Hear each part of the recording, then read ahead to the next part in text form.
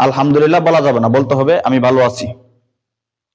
অথবা কোনো কথার শেষে আমি এই কাজটা করব ইনশাআল্লাহ, তোমার সাথে দেখা হবে ইনশাআল্লাহ, আলহামদুলিল্লাহ, সুবহানাল্লাহ, এই কথাগুলা আরবি এই ছোট ছোট জুমলাগুলা, এই বাক্যগুলা ব্যবহার করা যাবে না। এটা কিছু শিক্ষিতদের দাবি বর্তমান সময়ে।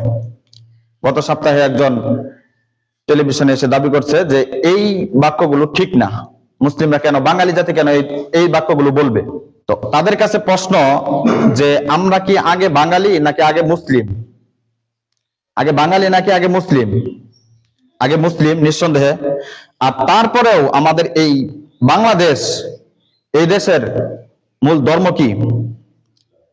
মূল ধর্ম কি? ইসলাম। তো সেই ইসলামের একটা পরিভাষা এটা, যে আপনি কেমন আছেন? আলহামদুলিল্লাহ, প্রশংসা আল্লাহ তাআলার। তারপরে আমি এই কাজটা করবো